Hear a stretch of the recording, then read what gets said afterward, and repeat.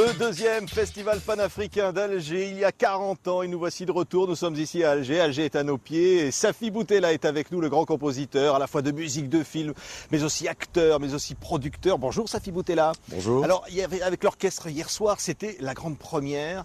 Oui. Et comme ici, Alger était à vos pieds en quelque sorte pour ce premier concert d'inauguration, le retour du Panaf, ça fait quelque chose. Oui, c'est pas inintéressant en tout cas. C'est en dehors de la liesse populaire que j'ai pas eu l'occasion de voir d'ailleurs, mais que j'ai aperçu à la télévision. L'idée est intéressante quand on est invité à participer à un festival comme celui-là. Au départ, on se dit bon, Panaf, etc. Mais après, au fur et à mesure qu'on approche de la date, en réalité, on prend conscience de la force de l'événement. Pourquoi pas? Parce que ça se passait à Alger, évidemment, après les années de plomb, après tout ce qu'on a connu. On se dit 15 jours de liesse, de fête. C'est vrai que du fait que ça se passe chez nous, en Algérie, et c'est vrai que du fait qu'il n'y a pas encore, il n'y a pas de bouillonnement culturel permanent, c'est un petit peu une indication que les choses... En tout cas, c'est un bon signe et c'est une très bonne chose que la population puisse profiter et bénéficier d'une ambiance dans laquelle plein de choses se passent un peu partout. Ça voudrait dire, on dirait, une page est tournée. On se dit là, il y a un nouveau départ culturel. C'est l'Algérie, carrefour du monde. En tout cas, c'est une volonté de se réouvrir. De réouvrir l'Afrique en quelque sorte, je pense, puis que les peuples africains se fréquentent un peu plus. C'est vrai on appartient quand même au monde arabe, on appartient à l'Afrique, on est très ouvert aussi sur l'Occident, et c'est bien que l'Afrique se parle un petit peu quand on voit que l'Europe s'organise, l'Europe s'organise pourquoi? Parce que l'Amérique s'est organisée, l'Afrique doit s'organiser. Ça veut dire que l'Algérie a eu des problèmes avec elle-même, avec aussi son histoire, et aujourd'hui, elle est confrontée au reste du monde, à la mondialisation en quelque sorte. Oui, parce que le monde finalement, il y a une normalisation, c'est un peu ça, non? Moi, je trouve ça très marrant, en même temps que c'est un moment important, et un moment pas rigolo du tout. Je trouve que c'est comme si tout commençait maintenant à se niveler par où, je sais pas, j'oserais pas dire par le bas, parce que j'ai l'impression qu'on sait même plus où est le bas et où est le haut. La crise économique, etc.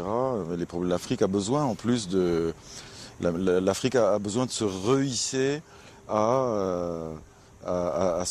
au niveau qu'elle mérite, je dirais, au niveau qu'elle mérite. C'est un pays de vitalité, de grande vitalité. Et pourtant, c'est un pays dans lequel il y a tellement de souffrance et tellement de... C'est un sujet très important. Et j'espère, et puis à l'occasion de cette émission et grâce à votre chaîne, je trouve, c'est bien... il faut que le reste du monde regarde avec un œil. Ils sont là, oui. et là on est heureux d'être ici. On se dit quand même, ces années difficiles, le cinéma a beaucoup souffert, mais la musique elle a continué. Dans les années 80, l'album Kouché avec Khaled qui a relancé le rail. Oui, mon album Mejnoun aussi. Votre album. Oui, absolument. Et puis toute cette musique finalement n'a jamais cessé. Non, elle n'a jamais cessé en réalité. Je pense la seule chose, avec aussi quand même les écrivains, les peintres, mais c'est moins visible peut-être. La musique a toujours plus de retentissement. C'est vrai que ça a montré qu'il fallait toujours rester là parce qu'un rendez-vous était pris comme un bout du tunnel, la musique devait retentir, et on l'a fait dans cet esprit-là, on l'a vécu de cette façon-là. Une musique de fête pour dire finalement l'envie de paix, l'envie d'une vraie Algérie, l'envie de retrouver l'Algérie éternelle. Mais absolument, ou en tout cas d'en garder la lumière et l'objectif. Le rail étant une musique de fête, moi ma musique n'est pas forcément qu'une musique de fête. Elle puise aux traditions, elle puise aux traditions, je la mélange à plein d'autres choses. Mais la musique tout court donne envie aux gens qui l'écoutent de rester vivants, moi je dirais.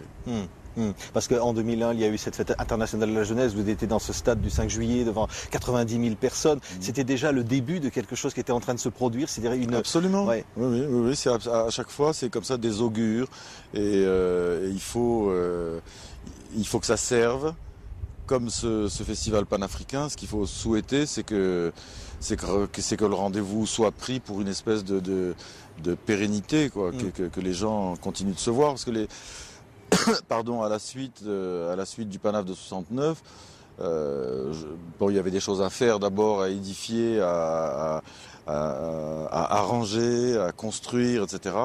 Maintenant, je crois à l'occasion de celui-ci, il faut que les pays d'Afrique se regardent un peu plus, échangent un peu plus, se servent les uns des autres et s'apportent les uns les autres.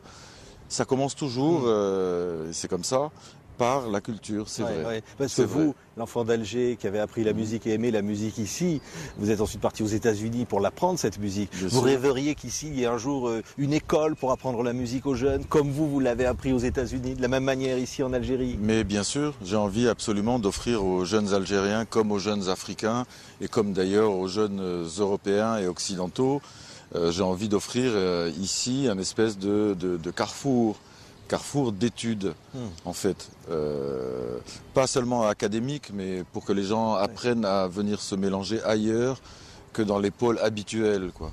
Et l'Algérie étant un carrefour, c'est un carrefour idéal. On peut venir d'Afrique à y apprendre des musiques occidentales, les orientaux peuvent venir apprendre les musiques africaines chez nous.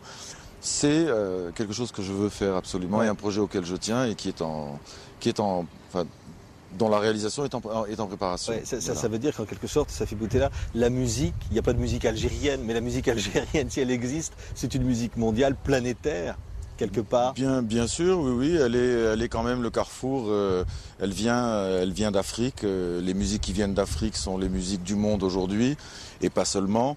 On appelle musique du monde tout ce qui a été un petit peu récupéré de l'Afrique, du monde arabe ou du monde entier, de Thaïlande ou je ne sais quoi, et qui a été mélangé à la sauce world, comme on dit, entre guillemets. Mais Michael Jackson, qui vient de partir malheureusement, et tellement malheureusement, c'est quand même un immense artiste, est africain à la base. James Brown est africain, Stevie est africain, Wonder... Khaled est africain. Merci Safi Boutella, justement d'être africain, de penser cette musique ici au Panaf, le deuxième du nom. Après 69, vous étiez ici à Alger. On se retrouve pendant toute cette semaine sur TV5 Monde. L'invité est à Alger pour ce grand événement. Merci. Merci à vous.